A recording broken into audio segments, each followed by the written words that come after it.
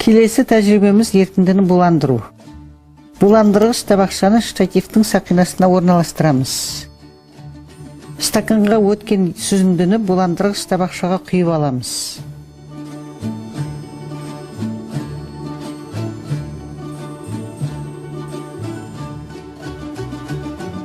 Спирт шамды жағып,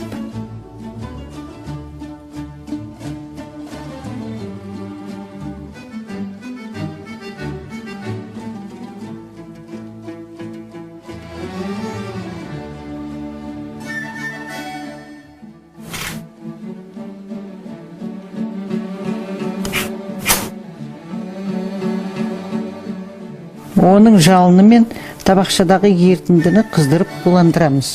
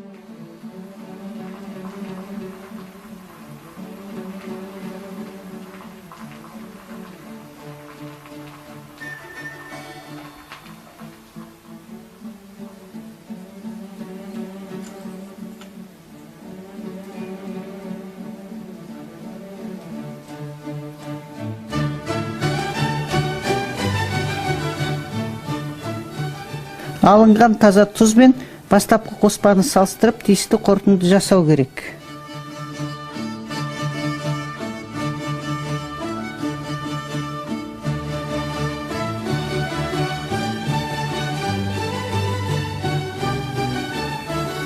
Жұмысты орындап болғаннан кейін құрал жабдықтарды жинап, жұмыс орнын ретке келтіруді ұмытпаңыздар. Орындалған практикалық жұмыс бойынша мына сұрақтарға жауап беріңіздер. Бірінші, бұл қоспаны бөлу заттардың қандай қасиеттеріне негізделді?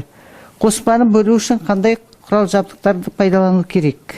Екіншіні, ерітінді сүзген кезде қандай жағдайға көңіл аудару керек? Үшінші, еріген ас тұзын судан қандай әдістермен бөлуге болады? Төртінші, бұл жұмысты орындағанда қандай құбылыстарды байқадыңыздар? Бесінші, жұмысты орындағанда қауіпсіздік техникасының қандай ережелерін сақтадыңыздар? Және істелінген жұмыстың есебін кесте түрінде толтырып жазуға болады. Біздер қазір сіздерді кестені толтырудың бір нұсқасымен таныстырамыз. Орындалған практикалық жұмыс бойынша кестені толтырудың бір нұсқасын назарларыңызға ұсынамыз. Бірінші, жұмыстың тақырыбын жазамыз. Екінші, қажетті заттар мен құрал жабдықтардың тізімін береміз.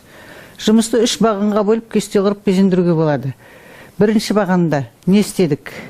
Бұнда тәжірибені сипаттап жазу керек. Екінші баған не байқадық?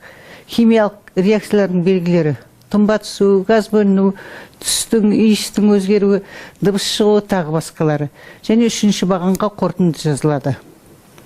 Практикалық жұмысты бірнеше тәжірибеге бөліп жазған дұрыс болады. Мысалы, орындалған практикалық жұмысты үшке бөлуге болады. Бірінші, қоспаны суда ерту, екінші, ерітіндіні сүзу, үшінші, сүзіндіні буландыру. Алдында қойылған сұрақтардың жауабы осы кестеде қамтылу керек.